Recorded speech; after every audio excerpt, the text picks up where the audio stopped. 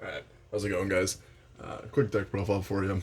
Nothing too crazy, but I am fucking around with TOONS right now. I cannot, in good faith, recommend playing this deck if you actually enjoy winning, which is why it's one of the hardest things for me to try and put together. But I do love the idea of trying to make a super shit deck and finding a way to make it work. This deck does have some fun power plays, but for the most part, it's just it loses to itself more than anything. It can be cheeky. It's super fun for locals, but holy shit, does it lack a competitive drive? We need a rank 4 toon monster. I don't know what the fuck the deck needs, but having 6 Rotas and 3 Snatch Steals still isn't cutting it. So, this is what we got. Make it pretty simple and sweet. My main goal with putting this out there is obviously there's like maybe 7 toon players across the country at all given points in time. But if anyone has obviously any cool ideas to bounce off this, or if I can kind of spark some sort of creativity or something in someone else, that'd be awesome. But more so, just like I said, trying to make a more than rather dysfunctional deck have a competitive or a at least decent twist to it that can make it more viable. But this is what I have right now. I've kind of changed it around a little bit from the duels that I had posted earlier. Still primarily going first variant. Obviously, the deck can go second, but conceptually, when you think about it, if you end up having to go second, all of your monsters have summoning sickness. So your opponent gets their turn, you get to go. Your opponent gets another turn, and then if your monsters have survived, you've now had to wait 1, 2, 3, 4 turns effectively before you can even start dealing damage. So when you think about it like that, as opposed to the deck that I play most trains, like it's 1 turn and then you win. So the deck already inherently just has a much slower rate of just like progressing through the game than other decks do. So that's why I think going first is the way to cater the deck, just so you survive a turn and then you can start ripping your opponent apart or gaining advantage depending on what your board setup looks like. But anyways, enough of me trying to act like I know what the hell I'm talking about. Let's just go ahead and kind of crank over some numbers here. 2 Toon Mass Sorcerer. I was initially playing 3. I still, well, here I can do like this, I suppose, for the little tunes. 2 Mass Sorcerer, 3 Mermaid, and then Jesus Christ, 2 Sorcerer, 2 Mermaid, 3 Elf. In terms of normal summoning, I'm finding her to be the go-to. Obviously, being able to take cards out of your opponent's hands is fine. Mass Sorcerer is your draw engine, so I was initially running 3 of him. You could probably swap the second or third out for each one of these, depending on how you wanted to play it.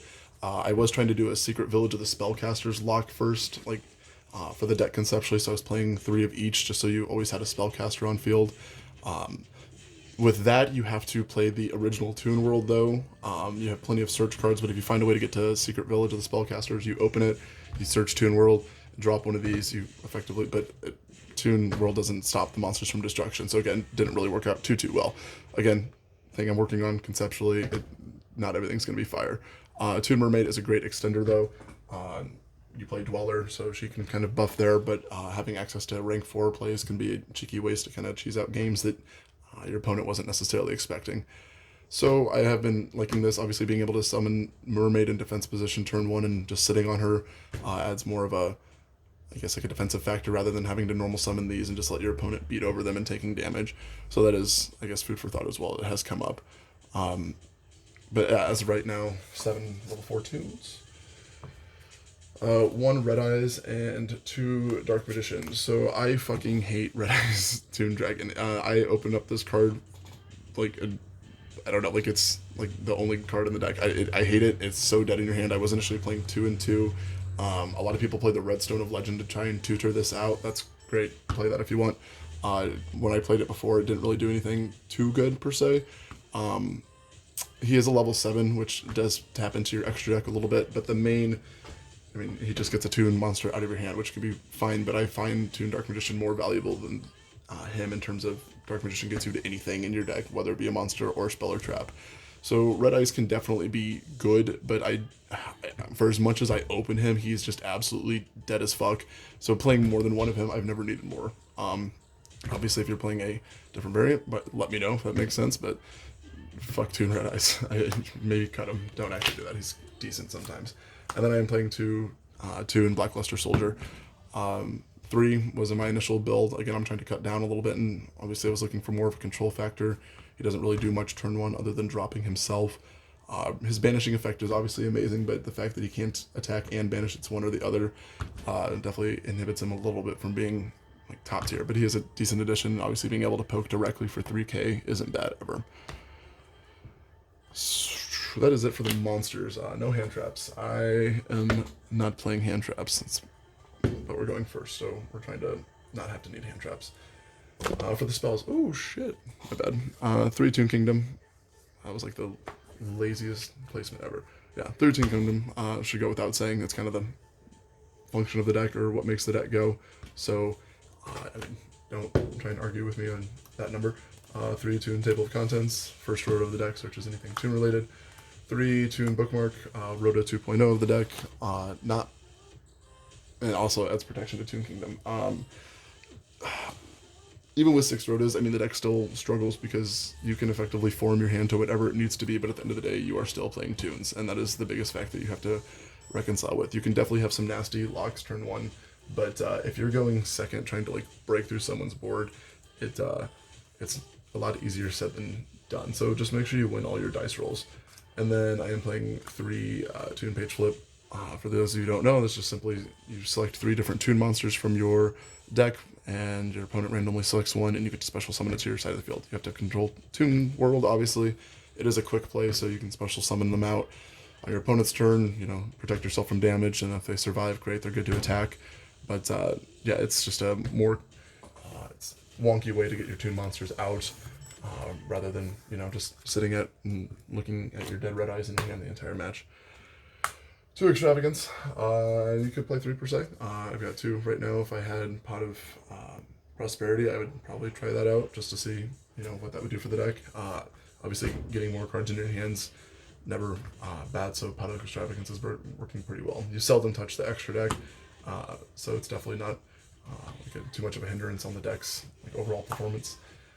For the 1-ofs, 1 Comic Hand, 1 Day of Peace, 1 Terraforming, and 1 Called By. So Comic Hand is a spell card that it's just Snatch Steal effectively. My dumbass thought that it did not target because it just says equip to opponent's monster, so I thought that you could take things that protect themselves from targeting. Full disclosure, you cannot all equip spell cards target. Everyone's claimed to be good at this game, so now I know. So just, but it is a game clinching card. 1 Day of Peace. This is a fun little tech that I've been toying around with because we're trying to go first, and you can't really do much. Obviously, yeah, it's just an opt-out, but you're not even attacking your opponent. Obviously, giving them a card is horrible. You never really want to, but at the same point in time, you're playing Toons, so they're going to be plussing off of you regardless. If you can stop them with your back row, it doesn't really matter. But this just conceptually was like, I don't know, Toons take a beating from time to time, but giving your ability to set up and not have to worry about taking damage, this might be better as something else, but this is something, in regards to just its what it could do with the deck, I think it has potential. Terraforming, and then Called by the Grave. Obviously, just playing, well, with the bookmarks, you're playing 10 copies of Toon World, essentially, with a Terraforming. Alright, for traps, this is where things get fun. 1 Macrocosmos. Your deck does not rely on the graveyard at all. If you're going first, you obviously want to be able to stop your opponent as much as possible. I can't justify playing Skill Drain in this deck, even though it's like my favorite trap card, but this is just as good.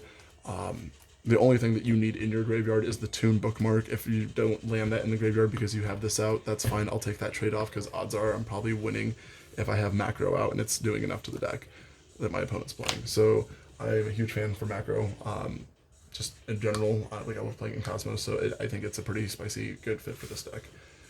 2 Toon Briefcase. So there's a lot of times where you might only be able to end on 1 or 2 points of interaction. This, however, is pretty detrimental because it doesn't require Toon World to be out on the field, just as long as you have a Toon monster. So its activation requirements are typically like a little bit less than your standard Toon card of needing Toon World out on the field.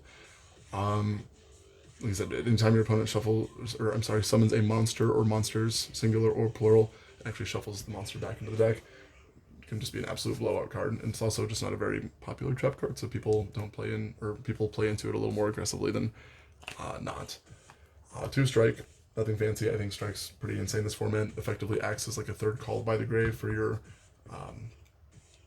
any of your search cards, like to stop hand traps, or obviously being able to hit big summons on your opponent's side. But it is dual purpose.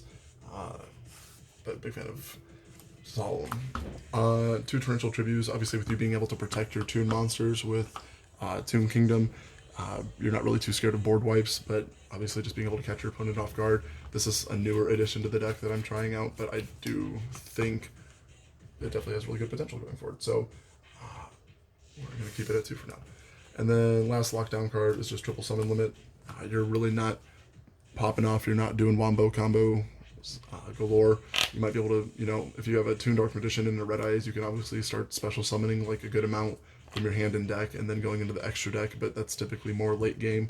So just for the initial start of the game, you want your opponent to not be going off. You want to be able to sit on your Gemini Elf or your Mass Sorcerer and be able to poke and start building up your card advantage versus theirs.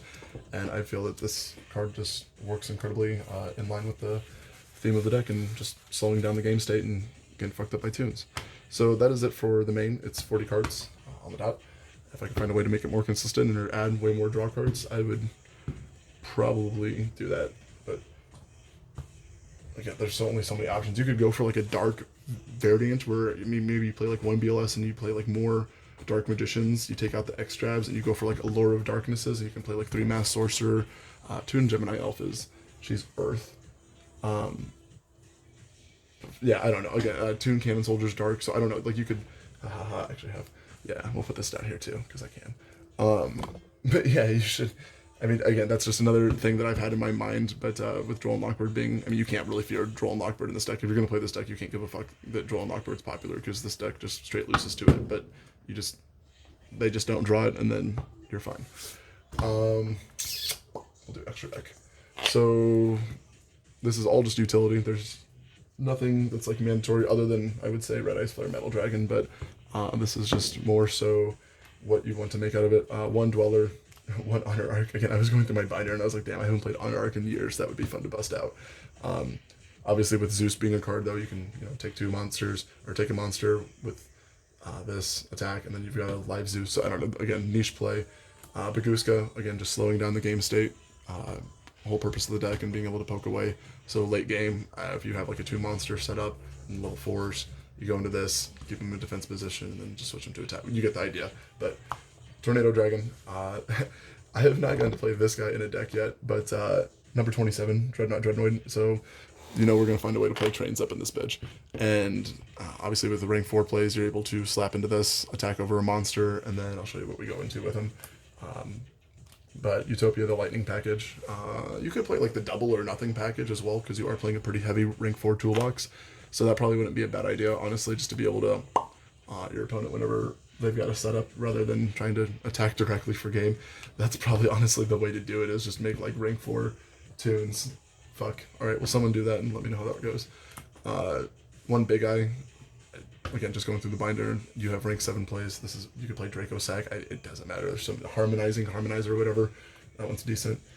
2 Flare Dragons. Ryan, you're not getting your Flare Dragon back. Suck my balls. This card's amazing late game. So you're poking, and great. You get them down to 2,000 or less or whatever. You put 2 of your level 7s together, and you've severely restricted the amount of moves your opponent can do. It just, I don't know, Flare Dragon's just a game clinching card. It puts a tremendous amount of pressure on the opponent. 1 Dingarisu, just because you can occasionally make that 1 rank 8 play if you've got both BLSs, and decent card. So for the Dreadnought Dreadnoid, you can slap on whenever you attack. You've got, this is the main play that I go with, just because again it's trains.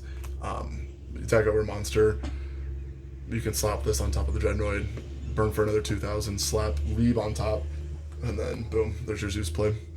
So you've got at least 2 materials for, I don't know, it just always works out that Zeus will have materials on it, but it's just a pretty like 1, 2, 3 fun card combo.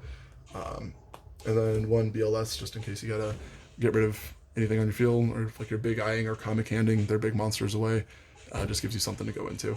But yeah, that's it for the extra deck. Again, it's all more, I guess I could probably make that look a little better. But yeah, it's all just tech cards at this point. I mean, obviously you want to make them as useful as possible, but there's so many options in terms of what you can do. I'm not going to even try and justify that this is like the most optimal extra deck, but it does work. I mean, decent. Dwellers, obviously always a solid play. You could make Bahamut Shark Toad combos if you really want. It's Toons, baby. For the side deck, get over there. So, goddamn. All right, this is where like the video just falls apart because the side deck is just wonky. We are playing a Toon World. for the Secret Village lock, this is probably just not the way. I shouldn't even be showing the side deck. Someone construct me a better side deck, because I don't know if this is the way. Toon World, Harpy's Feather Duster, Mystic Mine. So 3 Secret Village of the Spellcaster. The concept with this is if you're playing against, Sky Strikers or just any Praying Kids can definitely get locked down by this too. I don't know, any spell heavy deck per se. Again, you are going for Secret Village first, but you can search Toon World so that all of your cards are still alive. But then this way you block them out, you can still continue to poke them directly. With Toon World not protecting the monsters from battle like Toon Kingdom does, I have found this to not really be the most stellar, I guess, idea. So it's more so,